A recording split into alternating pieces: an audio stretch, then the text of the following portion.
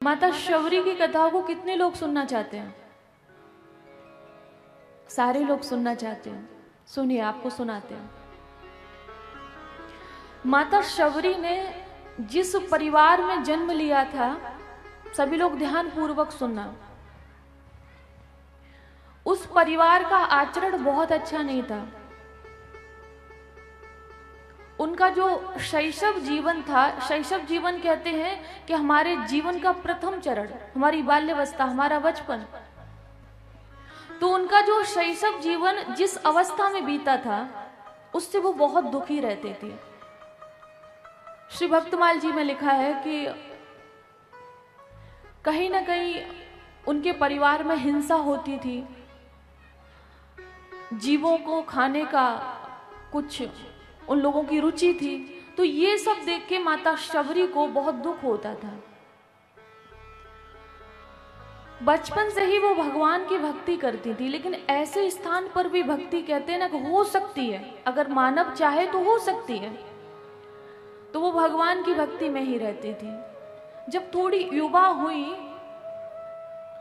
तो युवा होते ही उनके परिवार ने विचार किया कि बेटी बड़ी हो गई है, अब विवाह करते हैं। और जब विवाह का विचार किया तो माता शबरी को मालूम हुआ। तो कहते हैं कि एक दिन उन्होंने अपने मुख्य दरवाजे पर बहुत सारे जानवर देखे। सभी लोग ध्यान से सुनना, बहुत सारे जानवर देखे। तो उन्होंने अपने पिता से कहा कि पिताश्री, ये इतने सारे जानवर, ये जीव जंतु क्यों लाए गए हैं? एक दो तो चलो ठीक है, लेकिन इतने सारे क्यों लाए गए हैं? तो उनके पिता ने ये कहा कि तुम्हारा विवाह है तो बाराती आएंगे, तो उनके लिए भोजन बनेगा। अब ये सुन के माता शबरी का हृदय व्याकुल हो गया और वो रोने लगी और एकांत में बैठकर भगवान का ध्यान करते हुए भगवान से निवेदन करने लगी कि ऐसे ग्रस्त जीवन में प्रवेश करने का क्या फायदा है कि जिसकी शुरुआत हिंसा से हो रही है। जब बाराती हिंसक हैं, जिनके हृदय में दया का भाव नहीं है, तो इसका अर्थ है कि जिस घर में मेरी शादी हो रही है, उस घर में भी कोई भी सात्विक भोजन करने वाला नहीं होगा। तो एक दलदल से निकल के हम दूसरे दलदल में फंसना नहीं चाहते हैं। बहुत दुखी हुई और भगवान से कहा कि प्रभु, बचपन से आपकी पूजा करते हैं, आपका ध्यान करते हैं, मैं आपकी योग्य तो नहीं हूं। मैं किस राह पे चलूं जिस पे आप मिलेंगे, मैं ये नहीं जानती। मुझे इस समय क्या करना चाहिए, मैं ये भी नहीं जानती। लेकिन मुझे ये विवाह स्वीकार नहीं है। आप कुछ ऐसा करें कि जिससे मैं इस बंधन से मुक्त हो जाऊं। रोती रही भगवान से। जब आधी रात हो गई तो उनके मन में विचार आया कि इस बंधन से छूटने का और कोई उपाय नहीं है, बस क्या है कि घर से चली जाओ। आधी रात के बाद आज माता शबरी ने घर छोड़ने का मन बना लिया और घर छोड़ दिया। वनों में, जंगलों में भटकते हुए उनको 2 दिन हो गए और एक ऐसे वन में पहुंची जहां पर एक आश्रम था। वो आश्रम किसका था? मतंग ऋषि का। तो मतंग ऋषि अपने शिष्यों को कुछ उपदेश दे रहे थे, ज्ञान की चर्चा सुना रहे थे कि मतलब हमारा जीवन पवित्र होना चाहिए, हमारा मन पवित्र होना चाहिए। और लिखा तो यहाँ तक है कि खान पान तो पवित्र होना ही चाहिए, लेकिन हमारा जो वेशभूषा है वो भी पावन होना चाहिए, वो भी शुचि होना चाहिए। मतंग ऋषि अपने शिष्यों को कुछ उपदेश दे रहे थे कि जीवन पवित्र होना चाहिए, पावन होना चाहिए। और जो पवित्र पावन भगवान के दर्शन करना चाहता है, उनकी कृपा को चाहता है, तो उस व्यक्ति को अपने जीवन में परिवर्तन लाना चाहिए।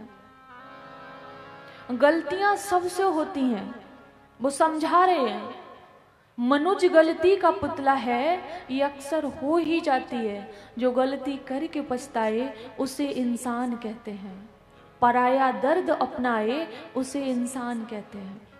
तो गलतियां सबसे होती हैं, लेकिन उन गलतियों पर ध्यान न देके हमें कुछ अच्छा करना चाहिए। तो आज माता शबरी ने वृक्षों की ओट लेकर मतंग ऋषि के वचनों को सुना और अपने जीवन में धारण किया। तो जब रात्रि का एक पहर रह जाता था, करीब 2-3 घंटे जब रह जाते थे, तो माता शबरी जिस राह से ऋषि निकलते थे उनको साफ कर देती थी और सभी ऋषि की कुटिया के बाहर लकड़ियों को तोड़ के रख देती थी भोजन बनाने के लिए। रास्ता को साफ इसलिए करती थी कि कोई कांटा, कोई कंकड़, कोई भी ऐसी पथरीली चीज ऋषियों के पैरों में न चुभ जाए। ये वो सेवा का कार्य कर रही थी। तो एक दिन मतंग ऋषि ने कहा कि इतने समय जब हम सभी स्नान के लिए जाते हैं तो रास्ता को कौन साफ करता है? सभी की कुटिया के बाहर ये लकड़ियों के गट्ठन ये कहां से आते हैं? कहा कि एक दिन आप लोग थोड़ा ध्यान दीजिए, थोड़ा सा देखिए। तो जब ऋषियों ने ध्यान दिया तो पाया कि माता शबरी, और जब माता शबरी को देखा तो उन्होंने कहा कि तुम कौन हो, कहां से आई हो और क्यों हमारा रास्ता साफ करती हो? तो माता शबरी रोने लगी, और जब रोने लगी तो कहते ना, संत हृदय नवनीत समाना। जब माता शबरी रोने लगी तो मतंग ऋषि की आंखों में आंसू आ गए। माता शबरी चरणों में लोट-पोट होके हाथ जोड़ के बोली कि महाराज हमको क्षमा कर दीजिए, मैं एक ऐसी जाति से हूँ, मैं एक ऐसे स्थान से हूँ जिसके बारे में कुछ कहा नहीं जा सकता है। मैं मुसीबत की मारी हूँ, आपके इस वन का आश्रय लिया है, आप हम पर कृपा करिए। तो मतंग ऋषि ने जब सारी बात सुनी जो अब तक मैंने आपको बताई, तो उन्होंने कहा कि मेरे आश्रम में एक कुटिया है, उसमें तुम रहो,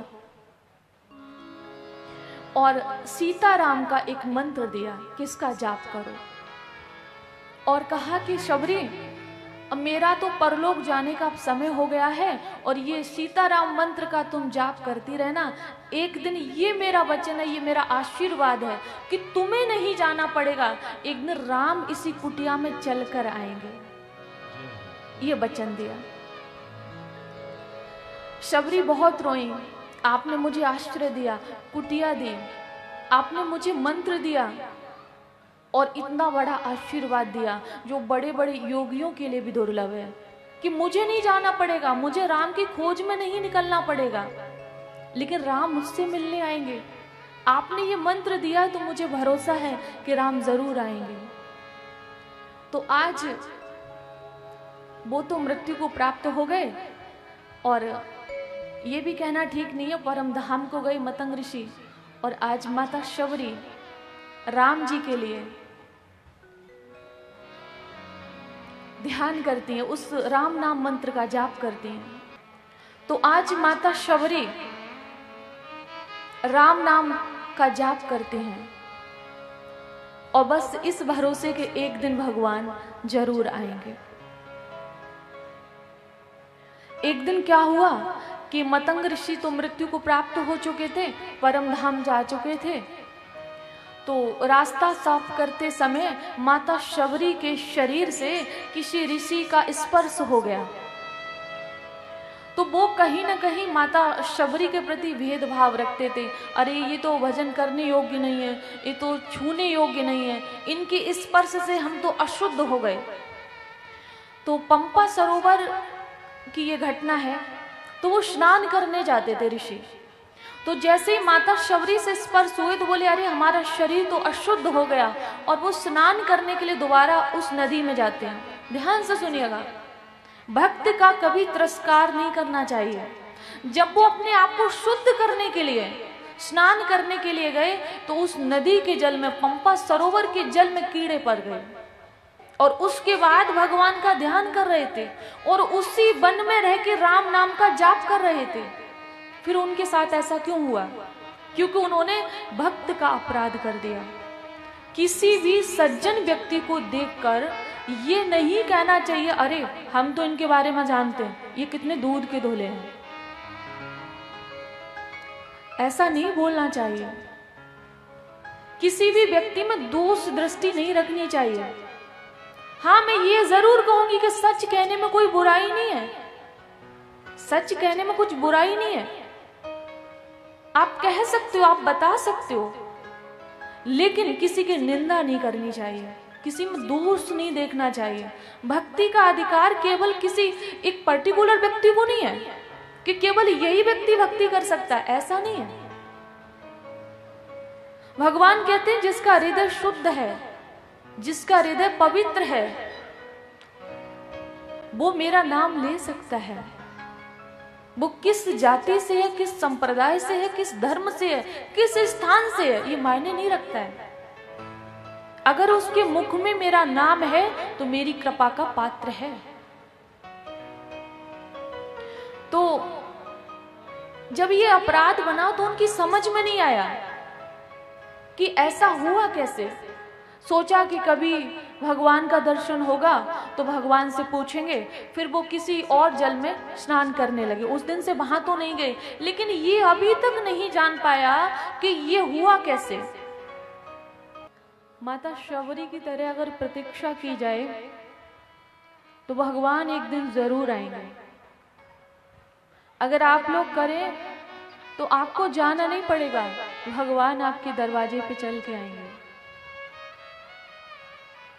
तो जब मतंग ऋषि इस संसार से विदा लेकर गए थे तो माता शबरी को भगवान राम की कुछ पहचान बताई थी। माता शबरी ने कहा कि मैं कैसे पहचानूंगी कि जब राम इस वन में आएंगे। तो उन्होंने कहा देखो, हाथ में धनुष बाण होगा, एक श्यामला और एक गोरा होगा, और शीश पर जटाओं का मुकुट होगा। ये पहचान बताई थी। आज राम नाम का जाप करते हुए जब माता सीता का हरण हो गया तो राम जी किसी से नहीं मिले, उस वन में गए तो किसी से नहीं मिले, माता शबरी के आश्रम पर गए कि जिस आश्रम में वो एक छोटी सी कुटिया में रह रही थी वहां पर गए। तो माता शबरी भगवान के आने की प्रतीक्षा में रोज द्वार सजाती थी, फूलों से पत्तों से सुंदर सजाती थी, दीपक जला के रखती थी, कलश भर के रखती थी। ये सब शुभ होता है, दीपक जलाना, जल से भर के कलश रखना, फूलों से द्वार सजाना, ये शुभ होता है। ये आप लोगों ने भी तो कलश भर के रखे। तो आज जब राम जी आए हैं तो देखा राम जी को जी भर के, पहले अभी पहचाना नहीं है। तो उनके दिमाग में आया कि गुरुजी ने कहा था कि एक गोरा और एक सांवला होगा। लक्ष्मण भैया गोरे थे और राम जी सांवले थे। तो कहा कि एक चिन्ह तो मिल गया। कहा था कि हाथ में धनुष बाण होगा, वो भी है। फिर कहा कि गुरुजी ने कहा था कि शीश पर मुकुट होगा, तो वो मुकुट भी है। और जब पहचान सभी मिली तो भगवान के चरणों में गिरी और आज अश्रुधारा बहाने लगी। भगवान ने शबरी मैया से कहा कि शबरी, जो आपको निवेदन किया कि श्रवणम कीर्तनम विष्णु स्मरणम पाद सेवनम अर्चनम वंदनम दास्यम सबके मात्म निवेदनम, कि ये 9 प्रकार की भक्तियों में अगर एक प्रकार की भी भक्ति जिस मनुष्य के, जिस व्यक्ति के जीवन में आ जाती है, वो स्त्री हो या पुरुष, इस संसार में कोई भी हो, उससे मेरे पास नहीं आना पड़ता, मैं स्वयं चल कर जाता हूं। और तुम्हारे जीवन में ये 9 प्रकार की भक्तियां हैं, कोई 1-2 प्रकार की नहीं थी, 9 प्रकार की भक्तियां हैं। इसलिए मुझे सबको छोड़कर तुम्हारे पास चल के आना पड़ा। शबरी ने कहा कि आज गुरु का वाक्य सत्य हुआ और ये गुरु का आशीर्वाद है, उनकी कृपा है जो आपका दर्शन हुआ। प्रभु, मैं तो इस योग्य नहीं हूँ। राम जी ने कहा कि शबरी, ये तुम्हारे मन में ग्लानि है कि मैं एक स्त्री हूँ, छोटी जाति से हूँ, मेरा जन्म बहुत उच्च कुल में नहीं हुआ है। उच्च कुल से मैं नहीं मिलता हूँ, मैं भक्ति से मिलता हूँ और मैं व्यक्ति से एक भक्ति का ही नाता मानता हूँ। अगर उसके जीवन में भक्ति है, कोई भी व्यक्ति हो, मैं उसको अपना लेता हूं। और माता शबरी ने भगवान से कहा कि प्रभु, आपके भोग के लिए कुछ फल रखे हुए हैं, आप उनका सेवन करें। हम सभी लोग ये कहते हैं ना कि प्रभु ने माता शबरी के झूठे बेर खाए। अगर ये बात भी सच है तो भी बुरा नहीं है, लेकिन मैं आपको सच्चाई बताऊं कि सच्चाई क्या है। जो नवदा भक्ति का ज्ञान रखेगी, जो गुरु मंत्र पर अपना ध्यान केंद्रित करके जाप करेगा, जिसने अपने जीवन काल में भगवान की प्रतीक्षा की और किसी से मन नहीं लगाया, बस भगवान से ही प्रेम किया, क्या उसको इतना ज्ञान नहीं होगा कि भगवान को कैसे भोग लगाना चाहिए?